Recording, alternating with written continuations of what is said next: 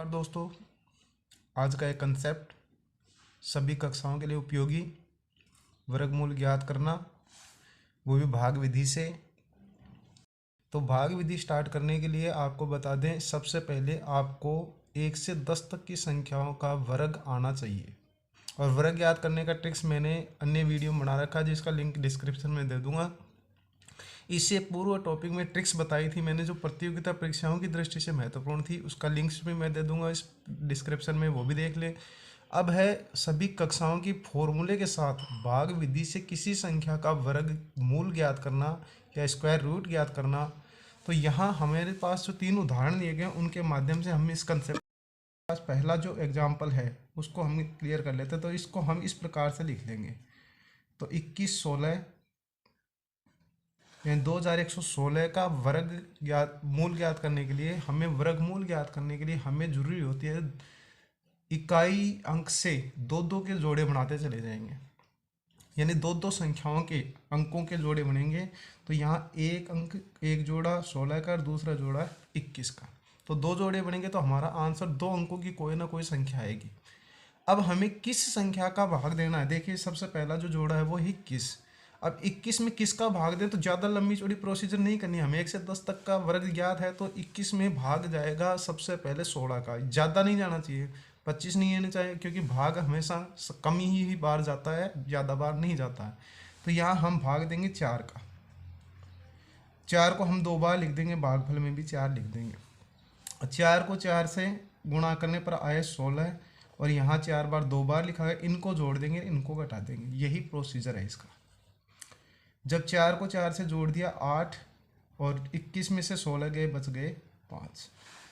Step clear. पहला भागफल हमारे पास जो दहाई का अंक है वो आ गया हमारे पास 4। अब एक अंक और बचा, तो शेष जोड़े को उतार लेंगे। तो शेष जोड़े को उतार लेंगे, तो यहाँ पर शेष जोड़ा उतार लिया, 16 तो हो गए, हमारे पास संख्या हो गई 516। अब दोस्तों ध्यान से देखिए कि जब हम किसी भाग क्रिया में हमेशा एक संख्या उतारते हैं, लेकिन वर्गमूल ज्ञात करते समय हमें जोड़ा उतारना होता है, लेकिन बीच में शून्य का प्रयोग नहीं करेंगे।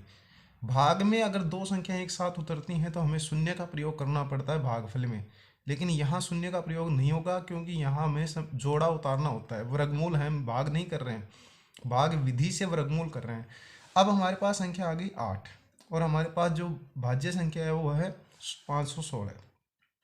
अब 8 के साथ हम ऐसी कौन सी संख्या रखें कि या तो 516 आ जाए या 516 से कम। तो ध्यान दीजिए, 516 का इकाई अंक है 6, तो इकाई अंक 6 है, तो ये ध्यान दीजिए किस संख्या के वर्ग में 6 आ रहा है। तो हमारे पास वर्ग जो आ रहा है वो तो 4 के वर्ग में आ रहा है 16, इकाई अंक 6, या फिर 6 के वर्ग में 36।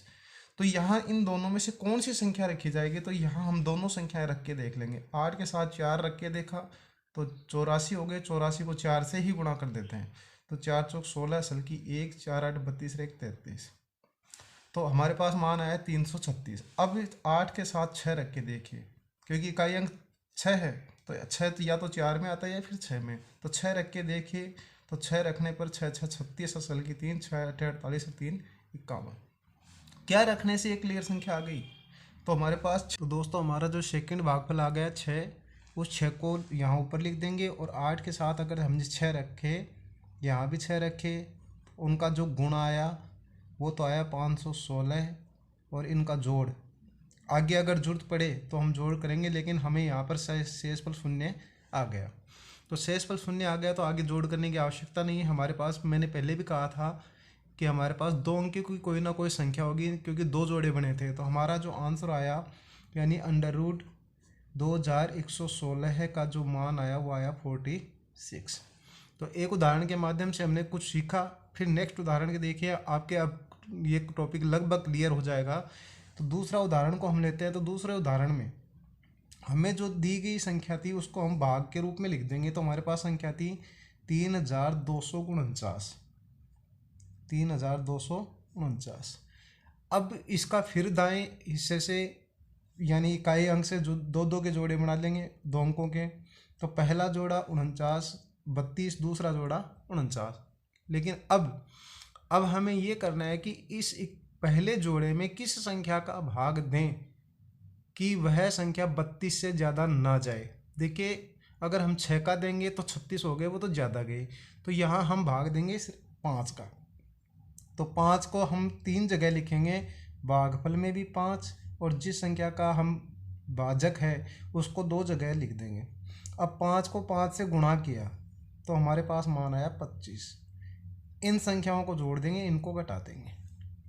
अब 5 से 5 जोड़े तो हो गए 10, और 32 में से 25 घटा दिए, बच गए 7। हो गया क्लियर। अब हम 10 के साथ क्या संख्या रखें कि आगे ध्यान रहे, अगला जोड़ा उतार लेंगे। अगला जोड़ा उतार लिया 49, तो हमारे पास संख्या हो गई 749।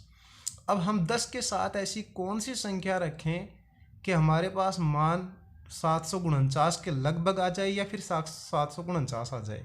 तो हम यहाँ पर जो इकाई का अंक 9 है वो ध्यान दीजिए किस किस संख्या में इकाई का अंक 9 है। तो हम देखते हैं, तो इकाई का अंक एक तो 9 है 3 के वर्ग में, और एक है 7 के वर्ग में। तो या तो संख्या 3 रख के देख लो या फिर 7, अलग अलग संख्या रखने की आवश्यकता नहीं है क्योंकि पूर्ण वर्ग संख्याओं का हम कर रहे हैं। तो 10 के साथ पहले 3 रख के देख लेते हैं।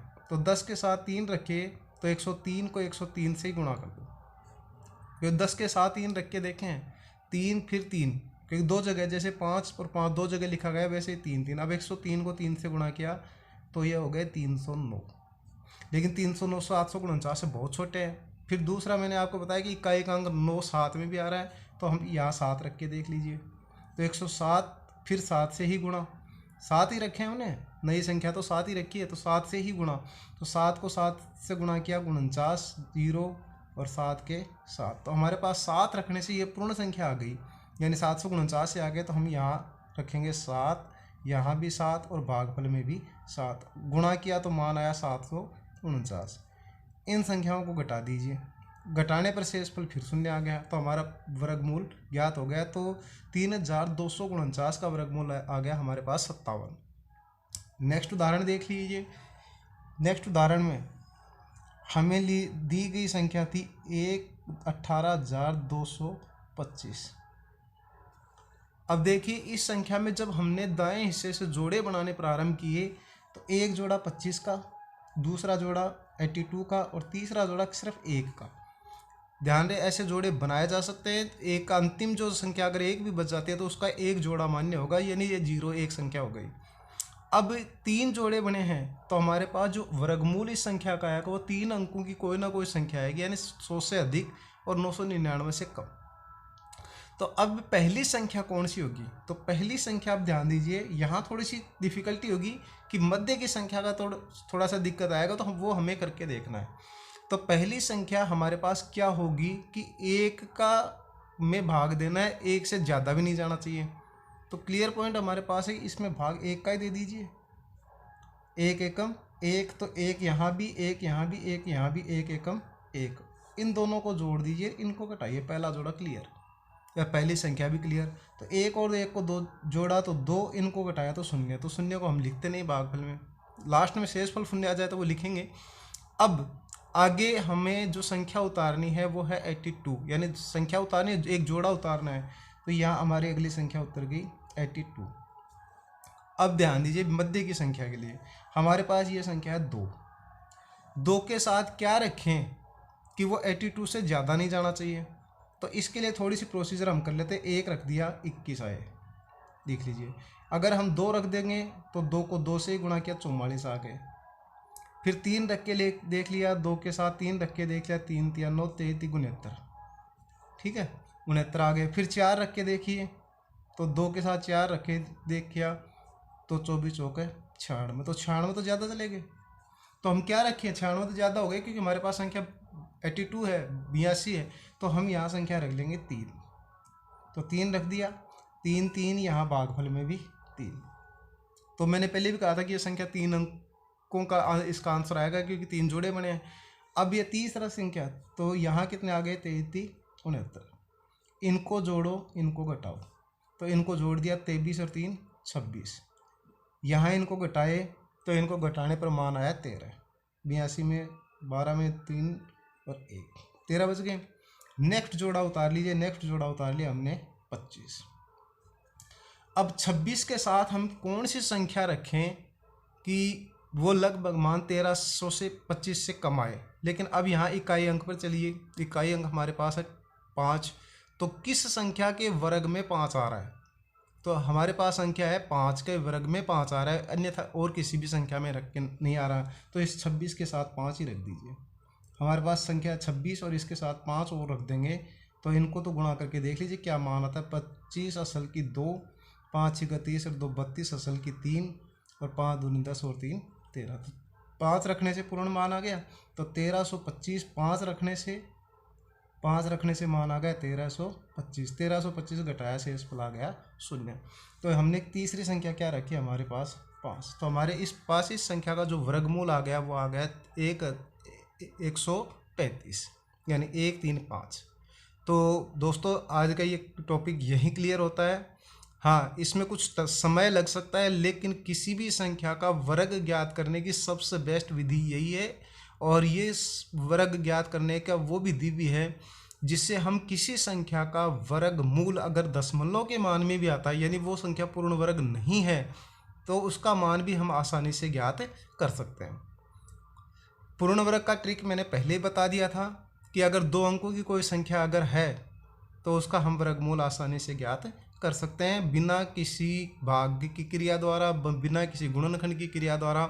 2 जोड़े को देखकर मात्र हम बता सकते हैं कि हम इकाई संख्या कौन सी होगी। तो आज का ये कंसेप्ट यहीं क्लियर होता है। अगर ये कंसेप्ट आपको, ये मेरे कंटेंट्स आपको अच्छे लगते हैं तो मेरे इस चैनल को सब्सक्राइब कर लें, बेल आइकन बटन को प्रेस करें और ऑल को सिलेक्ट करें, ताकि मेरा जब भी मैं वीडियो अपलोड करूं तो आपके पास तुरंत पहुंचे, सबसे पहले पहुंचे। और आप गणित अध्ययन में जो रुचि रखते हैं या जो अगर डरते भी हैं गणित अध्ययन से, उनकी भी गणित अध्ययन के प्रति रुचि जागृत होगी। और विश्वास दिलाता हूं कि पूर्ण सफलता दिलाने का जो कक्षाओं के लिए भी और प्रतियोगिताओं के लिए भी बहुत उपयोगी होंगे। तब तक के लिए धन्यवाद। जय हिंद।